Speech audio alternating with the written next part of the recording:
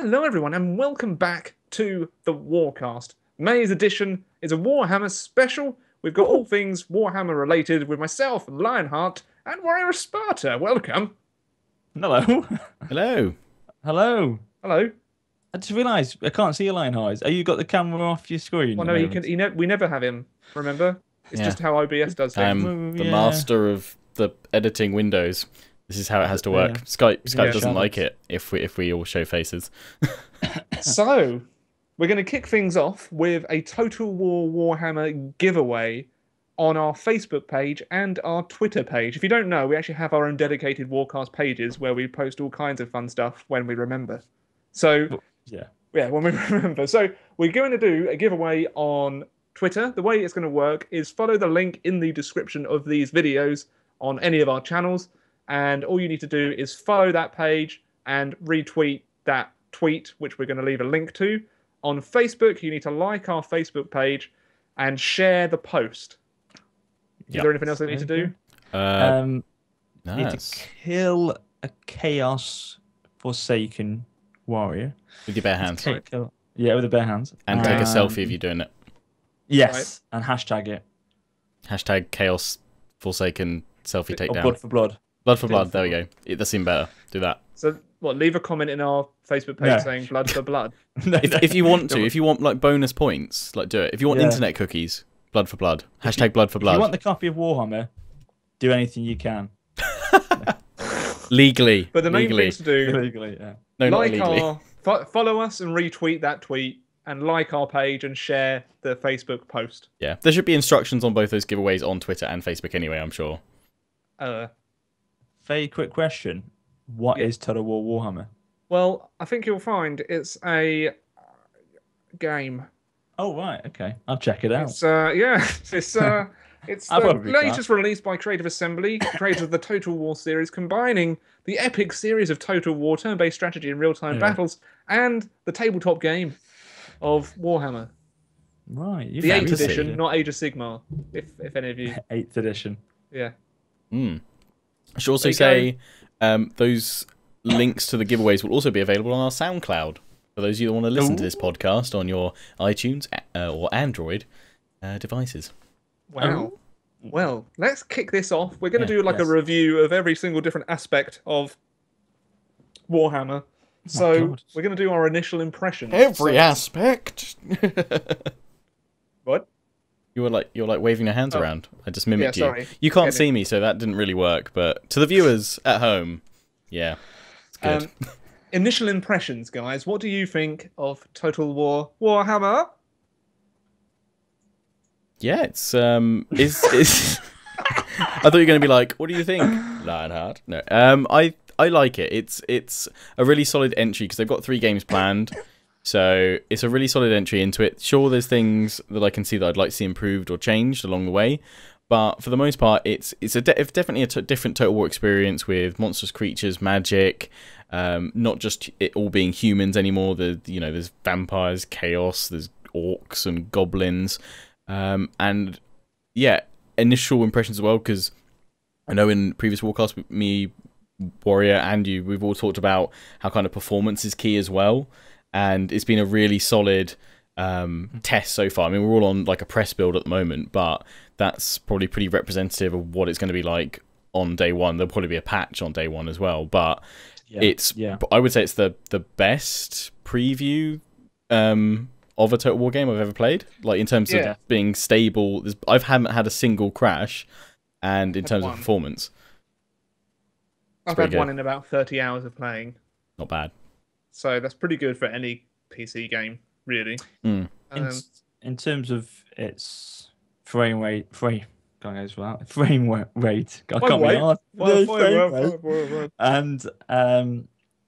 its sort of performance in optimization, best I've seen in a Total War game, definitely by far.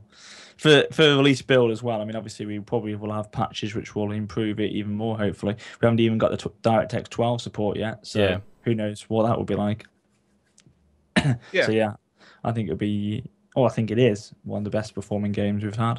I think a lot of people were concerned over the not being historical anymore, but I think that this formula seems to fit very well in the Warhammer universe. It seems like an incredibly atmospheric experience. So I kind of writ off doing any Let's Plays on it, and now I'm doing a couple because I don't know. I just find the campaign so refreshing and engaging. The fact that you can rename every single unit is pretty cool. So you can kind of create an immersion that you haven't really had before, and it's kind of more of a story-based game, which I kind of like. A lot of role-playing elements that have been just tweaked from previous titles, or as you said with that renaming thing, you know, you can really role-play with Boaty McBoatface as your hero if you want. You know, yeah, everyone in the Twitch chat was trying to get me to do that. I called my wizard Harry Potter. You're a wizard, Harry. You're a wizard, Harry. The cross fantasy linkage there, love it. I mean, it's the perfect blend, isn't it? Warhammer fits Total War fits Warhammer. It is fantastic. If you don't like fantasy, they're still making historical games, guys. Can't stress this enough. The number of people I've seen like saying the Total War series is dead to me. It's like they're never making, you know, they can never come back from this. It's like they're still going to make historical titles. And the thing is, I've seen plenty of people that are stout historical Total War kind of defenders, and that's all they want, but they have seen a couple of features already presented in Total War Warhammer that they go, that'd be great if that made it into the next Total War game. And the simple fact of it is, you know, we wouldn't necessarily be seeing some of these features or some of these development process thought ideas, I wouldn't have thought, unless Creative Assembly have had this opportunity to go to this kind of creative fantasy setting, because potentially within a historical, you know, that's quite a strict confine of what you would normally, you know, think about developing. The fantasy setting, I think, has allowed them a lot more freedom and creativity, which is only going to benefit, I think, future titles, you know, by and large. Definitely. This is opening the door now for new projects, new potential areas for them to move in, and getting a whole vast array of new fans and players to the series, isn't it? Really, it's opened the doors. I've got a whole new world stuck in my head right now. It's a whole new world. That's the old one, actually. Yeah, a whole new fantastic toy. Oh, old of you. Old of you. I don't know. I said old. I'm not gonna. No, I really want to go watch Aladdin now. We touched on it briefly.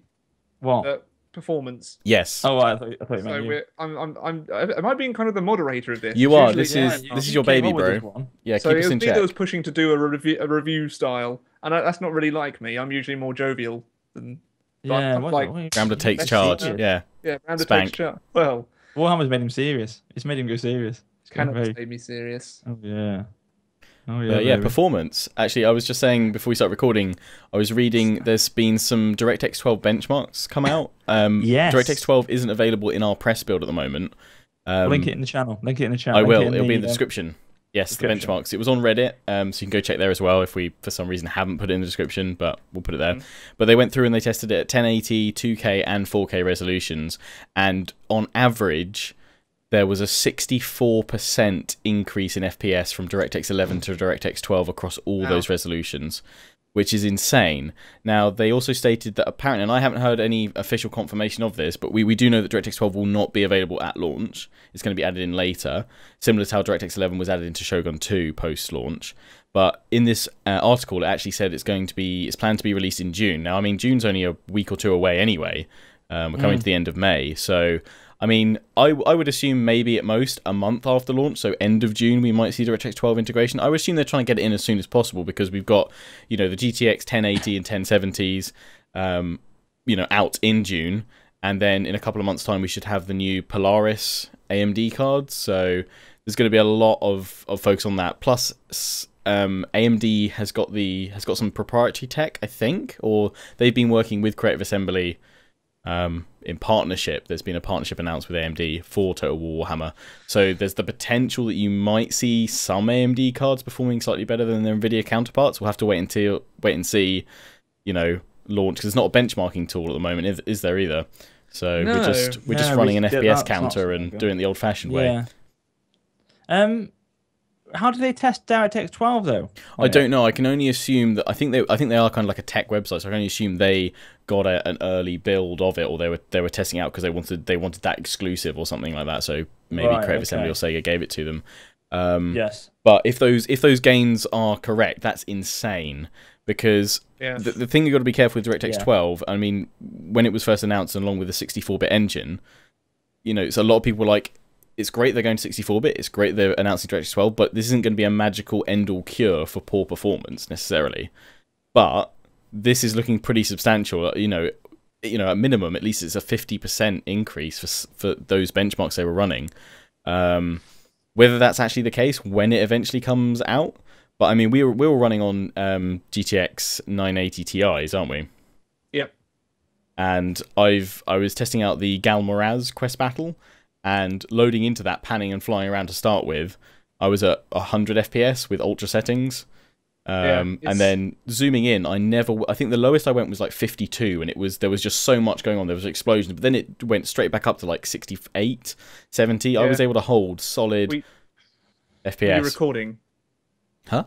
Were you recording, or was that just looking at the FPS counter? That was looking at the FPS counter, but the recording process I have doesn't have an FPS impact either on it, so it would be straight like-to-like performance. Oh, what do you use?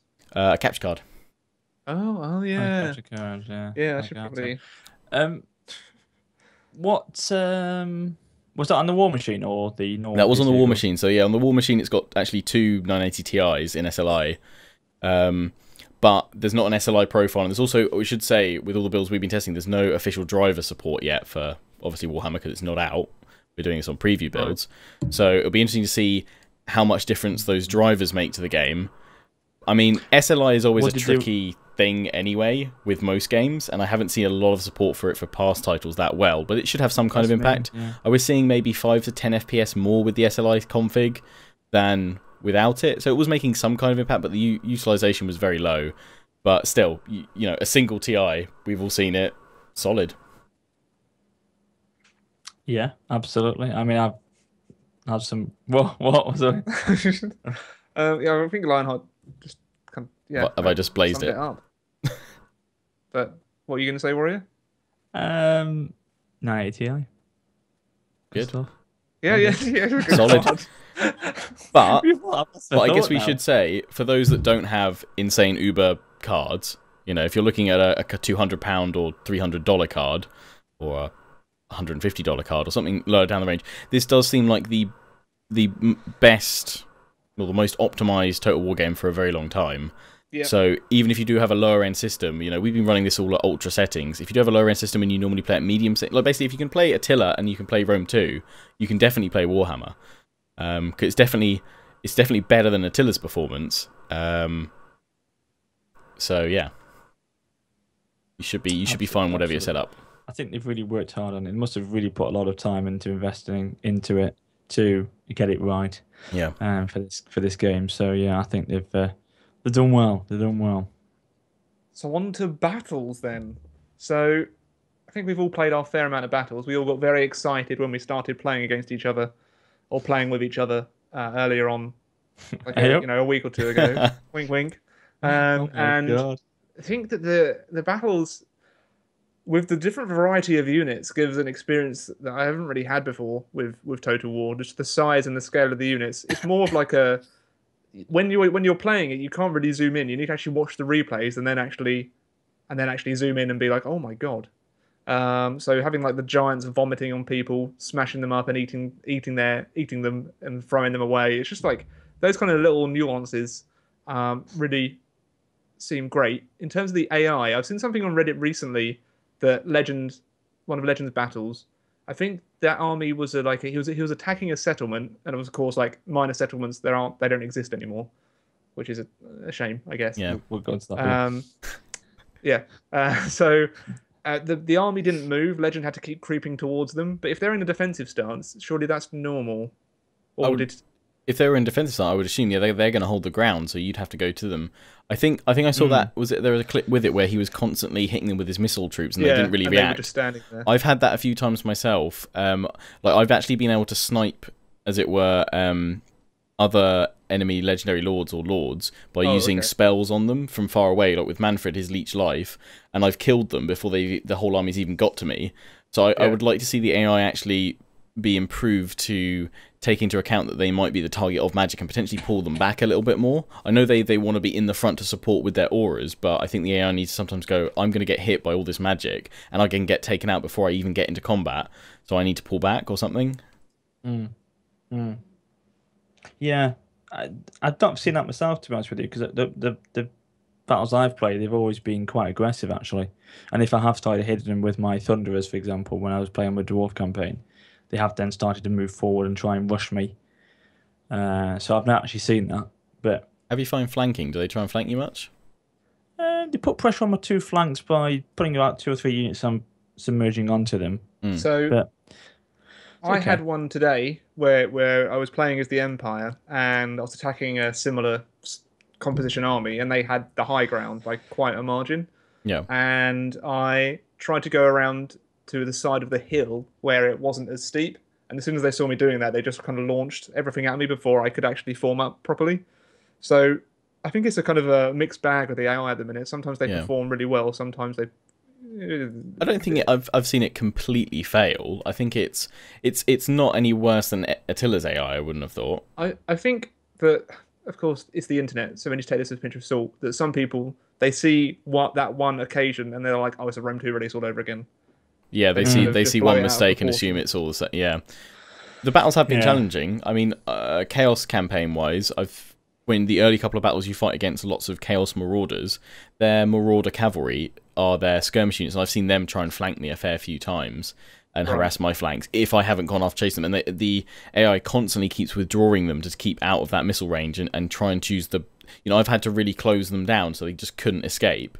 For the most part, battles are pretty solid with the AI. It knows when to engage you. There's just some tweaks in there to be made, and obviously the 1 or 2 instances where it doesn't perform that well. But I would say, for me, it's on par with Attila, if not better, definitely in some cases. I think it's better than Attila. I think it's better than Attila. I would go as far to say that. But Yeah. So, do we have anything else to add about the battles? in terms of AI, no, Okay. Right. I'm good with that. The campaigny map, I think it just looks gorgeous. Yeah. Campaign map, yeah. And the sounds as well. The sounds. Do you feel it's bigger than it actually looks? Yes. Because when It I looks first like it's quite small, but there are so many settlements. when I So- first looked at it, I did think, crap, this is going to be a really tiny game, and I know that they're planning to stitch all the maps of the 3 games together at the end for a massive one. But I was like, does that mean they've sacrificed it and made this first one quite small? But no, it's when you're in there, you're zooming around, you're like, there's like 10 settlements in this small area that I thought was, just going to be 3. Yeah. I think I'm 100 turns into a Greenskins campaign, and I've only just got to the point where I'm encountering humans. Nice. So it's taken me 100 turns to defeat all the orcs, the dwarves, and now I'm attacking the border princes. Nice. Good work. Yeah. I guess that would link into like pacing. How do you find it's because you've done 100 turns? I guess I haven't played anything that long so far on this build. Well, I made a couple of bad mistakes, so it took me a little bit longer than it probably should have to get to the point where I am. But I think it's well paced. The chaos corruption is annoying. Even in like the greenskins, like I'm still encountering chaos corruption, even though I'm nowhere near chaos. Like the chaos warriors aren't anywhere near me. It's just like a worldwide thing where they're just all being corrupted. Have they sent any agents down to you yet? I've had like things pop up saying, "Do I want to do this?" And I'll get money, but I'll increase corruption, or I can just send them away. You've had the missions, but no agents. Yeah, I've had the turning up missions, yet. but no agents appear. Okay. Be interested to see how many more turns it takes until they kind of descend upon you. Good luck. Yeah, I'm keeping an eye on where they are on the campaign map, and I'm getting a bit freaked out because they're in the Empire at the minute, and I'm at the Border Princes. Yeah. Legit, you should be, because we all said sort of what was going to fill up your time if you're not going to conquer every single settlement. There's chaos is going to keep you busy, whoever you're playing. So I'm now encountering the regional occupation. Now that I'm actually encountering human settlements as the Greenskins, all I can do is raise them or loot them. How are you finding that? It's a bit annoying with the Greenskins because I'm pretty sure the Greenskins would have occupied human settlements and just like pretty much corrupt and just like destroyed them like they would have done to the Dwarven Karaks. So I don't know. I could be wrong from a lore standpoint. Do you know? I don't know from a lore standpoint. Oh, but I think it makes sense that orcs would maybe occupy human buildings and destroy them and make their own settlements. Yeah, I would kind of see the system as you'd have to go in, loot it, raise it, and then you could actually, rather than just colonize, repopulate, you'd actually have to completely colonize it, and you would just take over the ruins and orcify everything, because they do that to Dwarven Carax. Yeah. Um. So that's frustrating. I don't know if I can raise them and then recolonize them. I don't know if that works. I wouldn't have thought so, because it's always a human-based template, but there is obviously that mod that's planned for release to remove regional occupation. Yeah. So with someone, if I was playing as the Empire, I think the regional occupation makes a bit more sense. With the dwarves, again, I don't see them occupying human cities too much. But I think with the greenskins, they probably would have just occupied anything they wanted. Maybe. You're going to get slammed by lore-friendly depending on the race that I'm playing, as I might actually use that mod. Yeah. I'm doing all of my Let's Plays at the moment with regional occupation on, just because I want to see what it's like. But, I mean, I've got Empire, Vampire Counts. I kind of, with the Vampire Counts, wouldn't mind going and corrupting and taking over the halls of the dwarfs in Zufbar to, like... Yeah. I kind of wouldn't see, like, a dark cave. That sounds like a good place for a vampire to have a lair. And it's even in that video that with the Vampire Counts reveal, Manfred was saying, like, the underground is mine and stuff. So. Yeah. I mean, we're probably going to be given plenty of reasons by the Warhammer lore learned of you that know that there's like, no, Lionheart Rambler Warrior, there is no way that this could ever happen. No. No. Don't think of Lord of the Rings or Harry Potter, you silly fantasy chaps. This is Warhammer fantasy. But yeah, you've got that mod. At least if you want that option, it's now there. Yeah.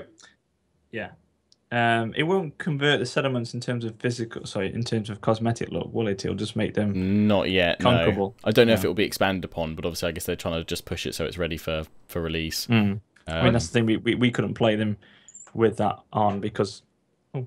I've just noticed. Oh my god, he's getting the tea delivered again. I really need this. I need to be like, It's gonna be bloody hard. I'm gonna just pretend, give myself a glass. I've just noticed you've got the Battle of Endor as a poster warrior. Is that from X-Wing Alliance? No, it's just what a spot. What a spot. Yeah. I like the panda calendar you've got. And you've also got the arena. Oh yeah, that's the Tellus. They use fritters and stuff for their promotional stuff. So nice. Yeah, pandas. And then you got your arena medals, 1 gold and silver, or is it 2 silver? Space silver got lost. Oh shit. I know, I've got my warrior thing here. So I think let's go on to sieges now. Now this is a talking point that I think we're all a bit like. I don't know if I'm going to speak for both of you here, but we're all a bit like they're going to get boring. Yeah. And the towers are just fucking. Sorry, pardon me. The towers are just stupid. Like they shouldn't be able to fire the entire map. You have to just rush settlements. I don't like that. Yeah. It's just like I don't like that design decision. They need to change that. Yeah. It's changed that. And open up the cities, please. Yeah, I don't like this one. Cities look absolutely gorgeous. So, would you say, long story short, turn sieges back to Attila sieges? Where you can encircle the whole city, attack from multiple directions. The settlements scale up in size as you upgrade them, and the towers aren't firing across the whole freaking map. Yeah, even towers in Attila were still OP.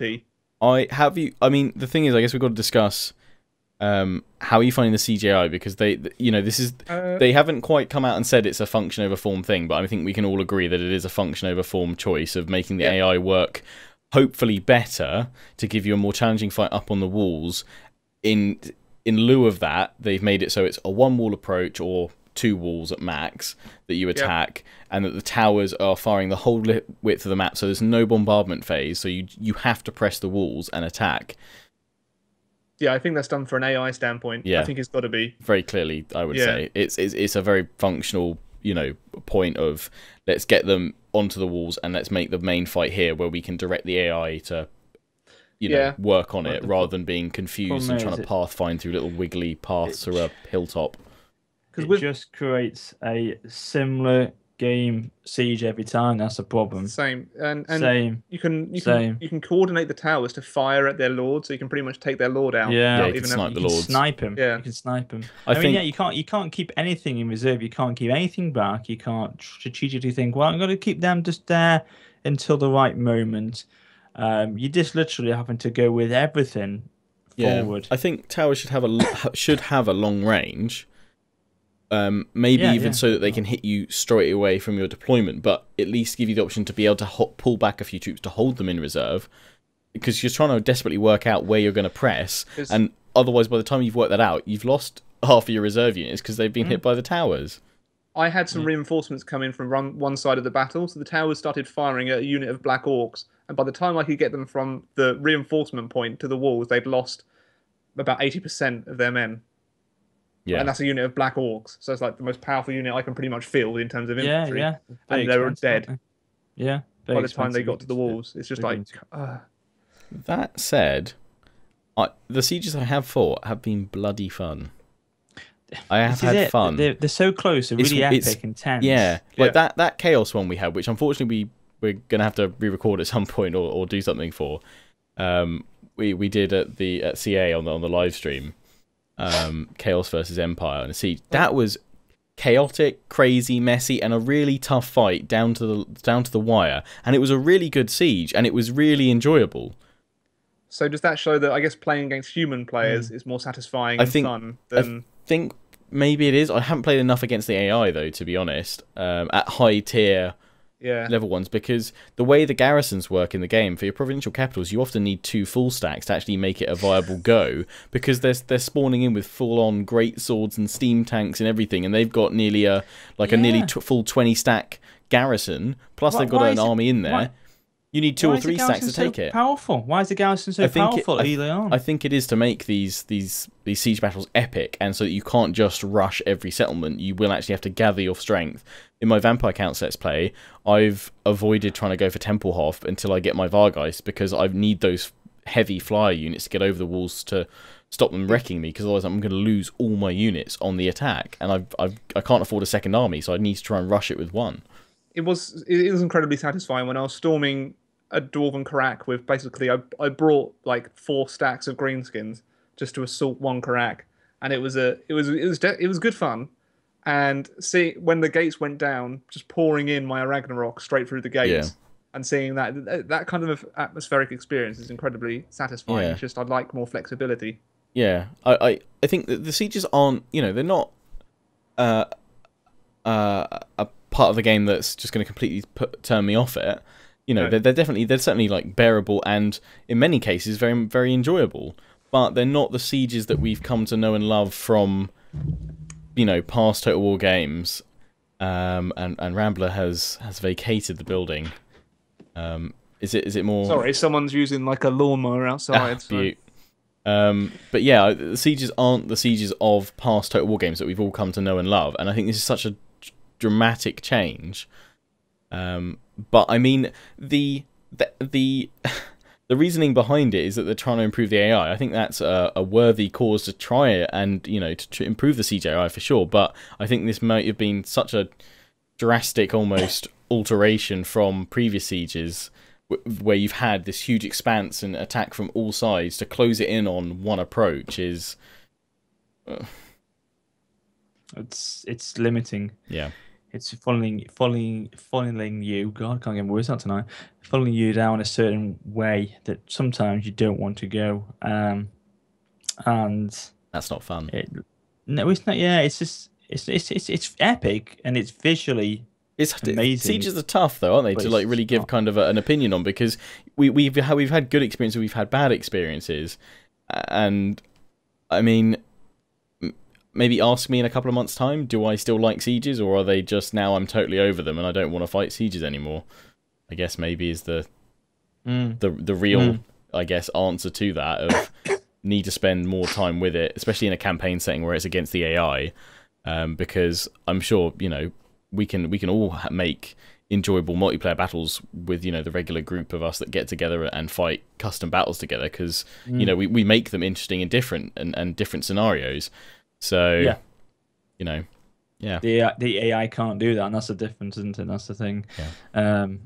We can limit where we move our troops to. We can put things in various places. It's different, but for the AI, it's going to be more of I don't know, a repeated thing that you'll see, and maybe something that will tire too quickly. I don't know. I don't know. So bugs. Bugs, I haven't seen too many. spiders, they're definitely a bug. Spider riders, yeah. It's yeah, what we went back to before. Is the level of polish on this is unlike. I get occasional freezes, like it'll freeze for like a second, and I think it's going to crash, but then it doesn't, and it plays. I don't know if anyone's. Have you been getting that? Or I haven't gotten that so much. Again, I think no. there might be a lot to be assigned to potentially not having official drivers supporting the game yet. Yeah. right? I'll tell you something I don't get, and I noticed you apparently do get it, Lionheart, and I don't get it, and it's weird. Especially with your PC being more powerful than mine, is the space bar thing. Yeah, massive performance I drop. don't get that. Yeah, I don't know what that is. I get that both with SLI enabled and disabled, so I Oh. don't think it's an SLI Very thing. strange. I didn't But seem to get too much slowdown. that happened for me on, I think it was either Attila or Rome 2, and it was quite a widely documented issue. When you pressed and held down spacebar, Wow. there was a massive performance. I want to say it was Rome 2. I can clarify that. It was Rome 2 Yeah. because when you press spacebar when it first came out, it wasn't the yellow indicator icon. It was actually a ghost image Oh, of the yeah, actual yeah. units. I'm hoping Oh, they can jeez. potentially. And it really duplicated it to Yeah. another army. I hope that if this isn't a driver issue, they can patch it and improve it as they did before. But also, I have noticed as well, there's quite a substantial, I think 10 to 15 FPS I've gained. As well, this isn't actually a bug. This is more of just like a tip if you do want more FPS, I guess. If you press K to remove all the unit icons and stuff during a battle, you'll see a massive increase in FPS as well because it's not rendering all those little flags and stuff. Right. That's Top interesting. tip. But yeah, bugs wise, I don't know if I played it enough to see. Yeah, I don't think. I mean, I'm not very good at spotting bugs in that way. I've not got that sort of. How many hours I have you do it. two sunk into it? Oh, let me check. I've got 34 hours at the minute. 32 minutes. Yeah, 39 hours. Sorry? 39 hours. Okay, so I'm at 34, you're at 39. Warriors that. No, I'm not. Yeah, You're come on. playing Warhammer right now, apparently. Yeah, I was in a battle before. He's just casually battling along. Yeah. 46 hours. Nice. Oh, Get you. so I'm the scrub. Yeah. Hashtag Rambler Scrub. No. Trend it. Do it. Oh, okay. But yeah, I think bugs. I haven't really had too many. Yeah. Hugo no. crashed the other day when we were playing, didn't he? Who did? Hugo, yeah. His game crashed. But Yeah. I actually haven't had a crash at all in this press build. No. So it's been solid. I mean, yeah, we'll probably find some bugs going down. I'm sure there'll be lots of bug reporting on the forums and stuff. I wonder if that spelling mistake of poor has been corrected from Amulet of Sea Gold, Balthasar Gelt's speech. I know there was a lot of outcry on Reddit seeing that they spelt poor wrong. Oh, Or God. something like that. The keen eye of people. I A didn't keen, notice. keen eye, yeah. But yeah, I haven't Seems like seen I haven't too much. So I guess Oh. Yeah. Which battle do I get Galmaraz? Galmaraz. The Blackfire Pass one. Because I haven't done that, but I've still got the weapon on my Empire campaign. It gives you buffs, and I think it gives yeah, buffs to you weapons like you have them. Kolek and, The Carl Franz always yeah, has Galmaraz as his weapon model. Oh, But you get like all of them do. All of them already have their weapons and armor. but in the thing where I've got Deathclaw now, Mhm. I have that weapon, and I haven't done that quest. because you haven't buffed it yet. Oh, it's Like, about give you buffing. massive- Yeah, it's about Oh. so it gives you extra stats for that weapon, but it will always look like you've got it basically. Which I was kind of like, I hope they would actually like make it so you could actually change the physical appearance of the weapons you were equipping. But then I guess maybe that's because you'd never get a Karl Franz model without Galmaraz in it, perhaps in the tabletops potentially. So I guess they would I was always. thinking that myself. I was Yeah. thinking like if you could have it where, like Exile gets the Crown of Sorcery. It's a shame that he hasn't got it, and then he has got it when he actually gets it. So when you get these Yeah, enchanted items, there's no physical. I'd want some difference in the representation actual on the model. battle map. Well, it goes back to we've said about this, and a lot of people seem to say about this about Medieval 2. Yep, About there's changing no armor. armor improvements. There's want no that. armor upgrades. I've been mentioning that in interviews like the last So good. 3 or 4 years. Every time I had a chance to interview CA for one of their games, like Rome 2, Attila, is there any armor upgrades and stuff? I was like, well, there's buffs, but there's no physical change. I'm like, why not? Because it would be like a really like you only need. I guess it's because they'd have to remodel like all the units with different armor types. I guess it's a lot of extra Medieval work. 2 though, so I guess it was a lot easier then. I don't know, like less variation, because you have all the different variations in armor now as well, don't you? The units are wearing, they're not all wearing the same set piece.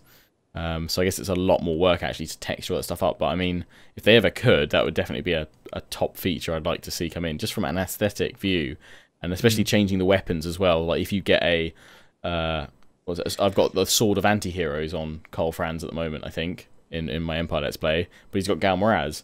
And I'm also like, well, I haven't done the quest battle for Gal Moraz, so how can I have Gal Moraz? But it's the buffs that actually get applied to your character when you do the quest battle to claim that weapon. But yeah, I was kind of hoping that. I thought that would have been in the actual game, where it would have featured your actual items being physically changing your character, but obviously not. So yes. Okay, on to Magic. Magic's fun. I like the layer it gives to the game. I'm still learning it. I still don't necessarily all understand it. Like learning to combine your hexes and magics at the same time, like spells, is really important. There's that. I can't remember the specific name, but it's you cast a magical net which pins units in place, which would be great if you combine that with like a Foot of Gork or something like that, which can then smash them in position. It's good. Yeah, I like Magic. It's a really solid. I think they've integrated it in a very logical way for the series. Definitely, and it, as you say, it adds that another layer of element of gameplay. It visually looks incredible. It's just adds so much atmosphere and immersion to the game in that regard. So yeah, it is superb, and it's great. Again, it goes back to the character customization, where you can start to go down a specific tech tree, or not tech tree, but a character skill, and actually try and pick the magic that you want him to have. And it's really good. It really adds that roleplay element as well. Yeah. So I like it. I like it a lot. Definitely. Rambler? It looks pretty. Oh my god. No, I really like it. I have blown my load a bit early though before using the magic. Oh, hello. No, clean up our Rambler. Canada. Like, you can Hashtag use Rambler your clean spells up. really early on in the battle, but I found that it doesn't work too well. So you kind of really need to time magic and use it very tactically. I also gambled with the Winds of Magic ones when I had 22 to start with. No. And I went down to 2. Why would you gamble that? So you're right. That's like I could get higher. That's giving you like a hand of double aces. Your pocket rocket there with 22. Yeah, what are you doing? Rocket. Yeah. That's something that we may want to talk about, is that the Winds of Magic has its own sort of individual mechanic now in the game, which is quite interesting, isn't it? Because you have these sort of, as Rambler said, you've got, I think, between 0 to 30 as your Winds of Magic levels. And then as you start to use that Winds of Magic up throughout the actual battle, the recharge rate itself starts to slow down, doesn't it? Yeah, because you've got a power reserve as well, like a power bank of like the total amount you can have depending on your position on the campaign map. And then, and all magic spells cost a certain amount of Winds of Magic. Augments don't though. Oh, augments they don't. Yeah, they don't. No, correct. And the rune of runes for the dwarves. Wrath and Rune. That is such a solid rune to use. So much damage. Yeah, it is. But yeah, it's another thing you have to micro, and that's a good thing. It's challenging. It entices you to play more. It adds to the game rather than detracts from it, I think, certainly.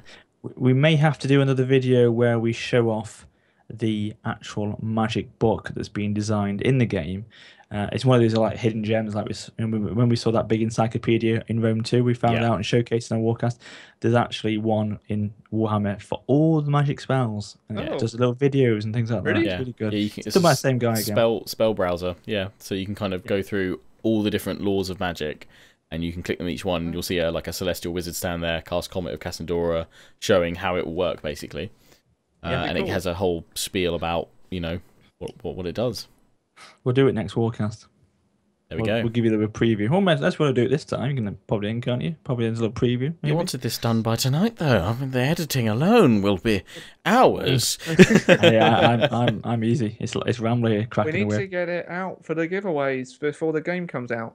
Yeah, Do we'll it next We'll Warcast, cover the spell browser, later. Yeah, we can do a Warcast in detail thing. I don't Detail. know. In detail, yeah. Yeah, like or like are a we gonna Warcast Go on. overview, spotlight Warcast feature. Overview. mention about the non-siege settlement or the non? No. We said it. We No, said it no, in the I'm kidding, past yeah, we video, didn't we? As Yeah, well. so non-siege settlements are just land battles. We've said, haven't we? I'm not a fan. We haven't given our thought. We have given our thoughts, but haven't we? Yeah, we did in the last episode. one.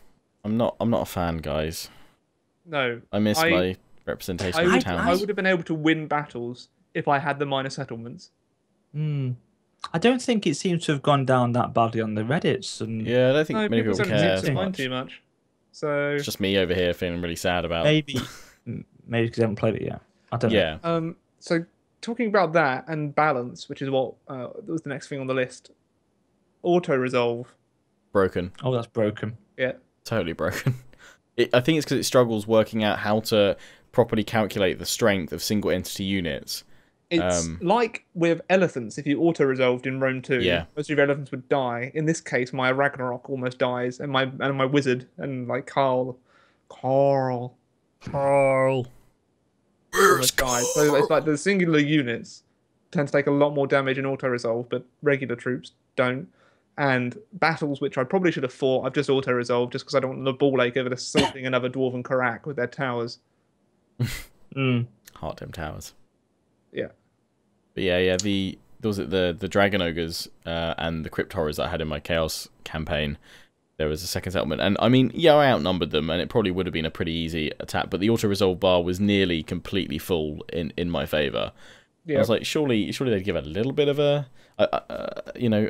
bit of a fight against me, and it's you literally see you lose like 12 men, and you look at all your monstrous units that are just racking up all these kills in the auto resolve because it doesn't know how to calculate them. So I hope that's something they address really quickly. I mean, there should be a day one patch. I don't know if that's something they'll have already jumped on, and hopefully they'll have made some progress towards sorting that out.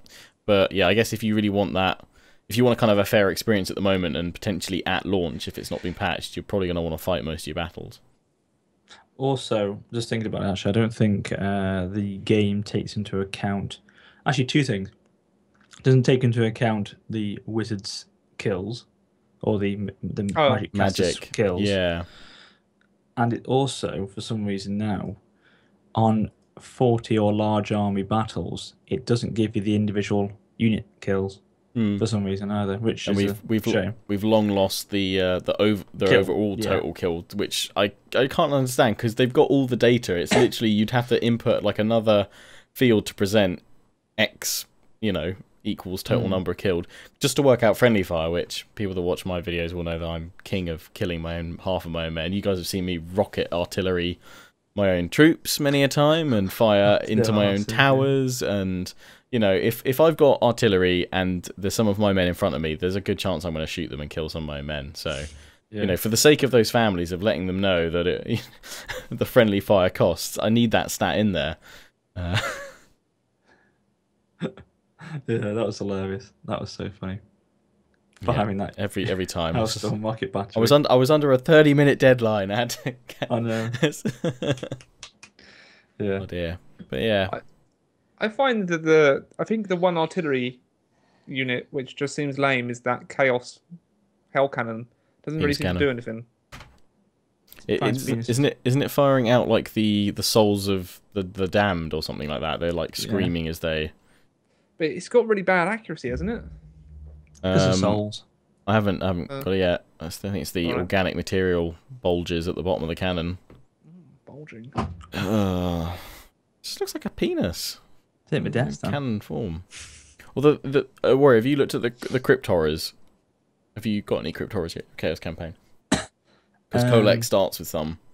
I don't know if you start with any, but they look disgusting. They've got like faces like half human faces or like we saw hanging them. out their heads, and they've got like little tentacles which look like something out of a dodgy scene somewhere.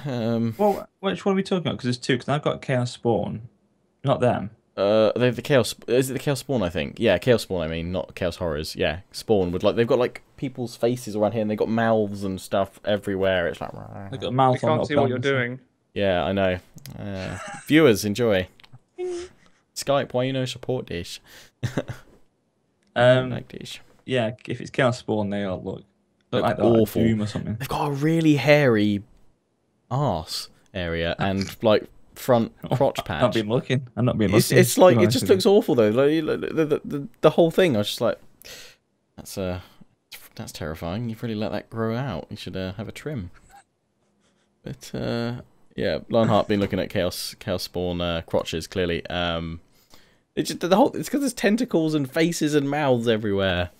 Ugh. Yeah, Well, but go on. I was going to say, but yeah, going back to what we very quickly, Yeah, the man I said balance, I'm saying, just think for me, it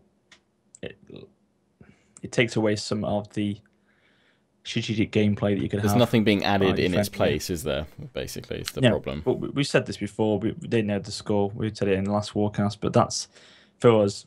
I know, and I know Lionheart. I think yourself, Ramble, as well. Not something we're a fan of at this moment in time. No. So there you go. For the rest of the game, balance, it seems okay. Need to play more Balance. of it, I think, Yeah, for me. siege battles we talked about. Yep. Not balanced. From my perspective, Starting campaign It's- seems pretty balanced. Bretonia. Not Oh, balanced. Yeah, You they're a need bit more lame. troops, yeah, or just not. It's like the Pegasus sucky. Knights. The Pegasus Knights. Well, we For the used them cost. incorrectly. Apparently, yeah, but I think still for the cost of them, Yeah. Foulbacks If could they're take the them amount down. of like a light cav unit, then I guess. But I guess the flying, you can just go around and attack artillery and stuff. Yeah. We were trying to charge them into other cav, and it just they're not. That's not what, What they're should we use used for. as like cycle charges down? Like light Okay. cavalry, Taking out essentially taking out. archers and stuff, right? Yeah. Yeah. So they're light flying cavalry, basically, aren't they? But you look at them, you think with the way they look with the armor and the lances, Yeah. you think they'd be like heavy shot cav, don't you? Really, or something like that. But nope, I didn't know that. Fair enough.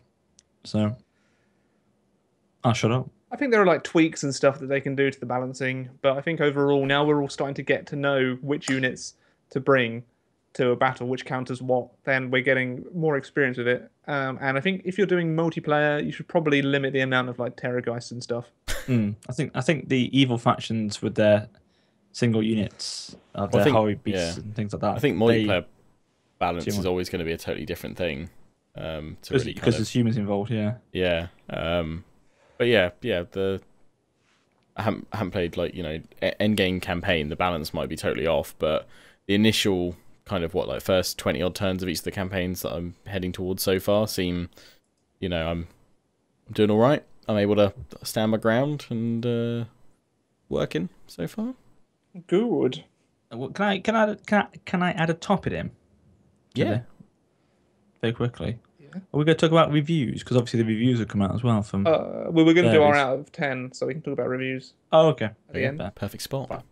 Yeah. There we go. There we So go. we'll move on to flying units. Is there much to talk about? They seem fun. I think Change the element of battles. yeah. Obviously, the first time they've been brought into Warhammer, Mm-hmm. to be honest with you, for the first time, they've done a great job. like magic, Animation wise, the Yeah. mechanics, great. like magic, it adds another layer. Yeah, absolutely. Especially Again, for especially for sieges, you fly over the walls and you can target units behind and yes. do stuff there. I Mm. think flying units have been brought in and for the first Total War game that they're in, it's a solid Done a good start. job. Yeah. I've not really seen them bug out actually, are they? Yeah. Don't think. Not really, no. I haven't No. seen anything Well, too crazy. we went. I'm sure they won't mind us saying this because obviously it was an old bill, but we went to one of the press events didn't we, a few months ago. I know you weren't there, Lionheart, but you were in the other room. But a Vargeist got caught on one of the vampire count's towers, and he was just spinning like this. And Pavel took a photo of it and a video of it, and we were all laughing. Yeah. It was quite funny. But yeah, no, I think that's nothing I've seen since. So yeah, I think it's, let's say for the first time, it being a game, it performed very well, because it must be a completely new mechanic for them to try and get that to implement and work. It's interesting. Actually, one thing I just wanted to ask you guys, thinking about battles kind of just in general, how do you guys feel that it's gone back to the kind of Medieval 2 combat animation sort of system rather than the match combat system that we've had since Empire sort of thing? Well, I think mo-capping a troll versus a human would be rather difficult. Worth a go? Come on. Someone mentioned that today, actually, in one of my videos, and said they missed the animations, the kill animations. So I haven't seen that many. Like, the only one that really sticks favorably, or like memorably rather, in my head is that Lewin Leonker one, the Bretonia defense I had against Darren back at the studio a couple months back now. Just saw him leap forward and stab a crypt horror. So I guess there's probably very rare parameters of when you'll actually do enough damage with a single hit to take down like a monstrous creature or a whole unit. I mean, I wouldn't mind seeing a few more of them, but I think that's because I'm starting to miss the match combat stuff, which was very, very pretty. It looked good, but you know, we were all saying this game has pretty solid performance.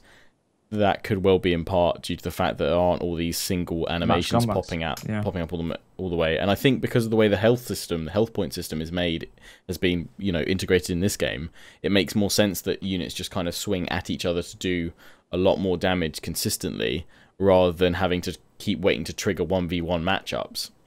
Right. Yeah. Definitely. I think you're right there when you said about the match combat. I think that definitely has improved the performance on Warhammer. That's one of the big factors, I think, in it. I kind of missed them, actually. Is it a bit? I do kind of miss them. Your infantry lines hold a bit more solid, though, now. They don't really like blend into each other because they're not searching for the guy to match up against. So I think, you know, from a formation standpoint, it's made things, you know, the lines clash, they hit, and then they form up. Again, very Medieval 2-esque in design. Waiting for the Rambler to... Oh, sorry. Next topic. Next topic. Multiplayer. Bring back free-for-all. Yeah, more game modes at this point, I think, would be... King of the Hill. Appreciated, especially with all these crazy monstrous creatures. Wow. There's so much potential. We did like a massive tank battle, didn't we? A game mode for that would be insane. Like, I don't know, tank gauntlet run or something. I don't know. Tank racing. There's a few things in multiplayer. Only little things, but niggly things. Is, as you say, freefall. You can't select... Basically, the maps are more set now. Yeah, they've taken out the features like weather and stuff like that. Yeah, and you can't even... It's like whatever time of the day it is, it's what the map is. You can't choose night, day, or morning, or anything like that. So I miss that for immersion aspect of playing multiplayer. I miss that for the immersion side of things. Also, weather can give a gameplay element to it, can't it? So that's something. Yeah, definitely. Yeah, because you have like fog or snow. So that's a shame. But I don't know, because at the moment we're used to on Rome 2 and Tiller, you had the map, didn't you? The campaign map. You go do anything where you wanted to, couldn't you? You could use any coordinates, and you could play a battle on that part of the map. Yeah, we could do that in the old world. You just have a list now of all, which is good in one way because every single battle map is custom, is unique in even on pitch battles. Whereas at Tiller, you'd have very generic maps, even though you're choosing different locations on the campaign map. But now it's very, very well designed, and they are unique in that aspect. But I don't know. I just feel. I don't know. You know, almost in a way, you would say there's almost like less features in multiplayer now than before. Stripped a little bit, but then given to it in a bit more because of the custom battle maps being very unique. I'm not sure if it's adding enough from what's taken away though, because you had set maps, you know, unique maps, custom maps in Attila and Rome 2. You did. Not to this level, but not to this level, yeah. And it's kind of like, I mean, we always do see this with a Total War game. We see some features that were introduced previously that that aren't taken forward and get dropped out. And obviously there's, potentially that's part of the process of let's see which features worked and which didn't, or which ones are suitable for this title. But I think there are genuine cases still even present in Total Warhammer where there's some features that we would have all, quite happily liked to have seen carried forward and additions, and instead they've actually kind of been stripped away and they're not appearing. Yeah, and he's also taken away some types of battles as well. There's no river crossing battles now, and there's no port. There's no coastal battles, or you don't actually have night battles in this either, but you have lightning strikes instead as a trait which you have to unlock with your legendary lord or your. What do you get? What's that? Lightning strikes work the same way night battles do, but obviously just not at night. It's basically a preemptive first strike against the first army rather than any reinforcing ones. Which you have to unlock, which is still, similar to how you would do it with night battles, where you'd have to get a guy with a trait of night battler or something. Which I'm fine with that. It's more variation in, I guess, weather, and because there's a couple of maps where it is snowing on, but it's always fixed and set. The customization there. Multiplayer needs some more love. I mean, I've seen quite a few Reddit posts where people have said multiplayer in Total Warhammer would have been perfect for another Avatar Conquest mode. Perfect. And I think that it is a missed opportunity, but then I guess were they saying before in the past that just not enough people really play it? Or I think that's the problem. The problem is we're talking multiplayer now because we are all, to an extent, multiplayer players because of the community we play in, obviously the battles we do and things like that. But when you get a general player who gets a Total War game, majority of them just go and play a campaign, don't they? They don't play multiplayer. Yeah, it's the mix between turn-based and real-time strategy. So you want to get that full experience, don't you? Exactly, and they have to think of it. CA do from a budget perspective, how much they can invest. A bonus mode almost, really, rather than a core, which is a shame because there is a lot of potential for it. I really do hope that just because they've kind of got Arena as their multiplayer title going forward now, that they don't kind of sit with multiplayer as it is for Total War games going forward forever, because it deserves at least some more game modes, as we've said, and I think there's got to be there's got to be something else that they can add to it, an Avatar Conquest or something similar to that just adds something more to it, because multiplayer is a great fun aspect of the game, whether we're doing more let's plays as single player or not. We all like to get together and play battles, and it's a great platform for making content, having fun, and getting together with your mates to smack down some Total War lore. Well, I saw Dogbert last week. Seems very excited about Arena, so looking forward to seeing what content's coming that way. Yeah, seems excited, so looking forward to when it comes back. What's been changed? But very nice. He sounds excited. Very nice indeed. Okay. Oh, sorry. Come on, Chairman. Score out of 10 and reviews. So, overall, at the minute, with 30 odd hours sunk into it, I'm at about an 8.5 out of 10. That's my score. I mean, I was saying to Warrior the other day, initially, with kind of much less kind of time, I was going to say 7.5, but I think I'm gonna go up and I'm gonna stick with a solid 8 now, because I think as well I was being kind of a bit more harsh because I wanted to look at it very critically, but I think at points perhaps that was kind of overly critical to give it 7.5, because it is a solid title, it is a solid entry into the series. So yeah, for me it's an 8 out of 10. I give it an 8 out of 10. I give it an 8 out of 10, I think, because it's introducing it into a new genre, and how they've adapted it and how they designed it, I think is a very, very good introductory game for the franchise, or for the IP, really. So I think that we're all in agreement that it's a very good base point with which for them to build on with expansions, etc. Lots of room for improvement, but solid, really good performance, optimized, and a immersive. lot of a lot of fun. Generally it's a lot of fun. It's very ambient, very ambient in a lot of ways. Actually, it really drags you in. So yeah, cool. Yeah. Well, reviews we wanted to mention, didn't we? Yeah. More I brought Warrior, up you brought reviews. that up. So. Did I? Oh yes. Reviews seem good. Yeah, reviews Reviews are seem good. Yeah. No, if you go on to Metacritic, let's have a quick look at the. to 86. To go back onto it. 86 it is. So you've got Wow. a lot of like IGN 90. I mean, to be honest with you, and I'm gonna say it, we had very good reviews for Rome 2 when it first came out by the Yep. PC, the PC reviewing. So grab a bag of salt, guys. Yeah. Even with what we're saying, because Yeah. wait until you can Yeah. play it yourself or watch more videos, watch more content, and make your informed decision from that. But hopefully what we've shared here is enough to.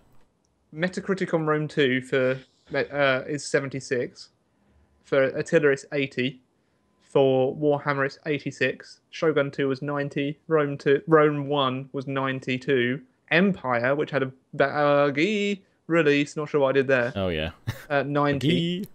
I gave that 90 with that release. I think that was just because it was such a revolutionary jump from like Medieval 2 to like brand new engine. The largest scale I think we've seen in a Total War game across so many theatres of war. I would almost. I mean, I'm a massive fan of Empire, despite even trying to play with Darth mod these days. It's still a buggy mess. Yeah. But I keep coming back and playing more campaigns, so they must. They've done something right there, because I keep coming back for the punishment that it is. With the stutter, there's so much stuttering. When at the moment, when I click on a fleet in my Maratha campaign, it will lag for days until I deselect the ship. After like a minute of full-on stutter trying to move them across the sea, it is very poorly kind of optimized in those sense for like late game stuff, which is a shame. But For a series that's now 14 years old. Over 15. They celebrated 15 well. years, didn't they? Was 2000 the original Shogun? So 2000 was the years. first one, yeah. 16 years. 16 years. It's holding up pretty well. It is, yeah. Yeah, I think that shows, you said that Metacritic from 77 to 80 to 86. They are improving. So I think for the most part they're pretty fair. I think the lowest review I saw was a 7 out of 10. So as I said, I was originally kind of sitting 7.5, but I think 8 is where I'm at now. And yeah, I think most of those reviews around the 80 mark or 8 mark are pretty solid. 8, which you should expect. Yeah, there's a lot of 85s, 86, 87. What did IGN give it? IGN Spain 92, IGN Italia 95. What did PC Power Gamer give it? Unlimited 98. 86 with IGN. Both IGN and PC Gamer gave it 86. Oh, GameSpot gave it 90. Apparently. What did Eurogamer give it? Because Eurogamer quite. Eurogamer gave it a recommended stamp. Oh, so yeah, they don't do scores, yeah. Right. It's funny because like sometimes I'm like, yeah, I kind of agree with not giving something a score, but it's a very good gauge of working out, rather than like a recommended stamp might, you could give that to it could be a pretty crap game, but it could have a fantastic setting and really great visuals or something, and you just really recommend it for that immersive experience. But yeah, I don't know. Yeah, no, give it a solid 8. Sometimes the score just helps, I think. A rough gauge. Thing is here, like IGN, one of the things it didn't like about was the limited start positions. Well, that hopefully can be changed sometime soon with a mod, so that can be adjusted. Yeah.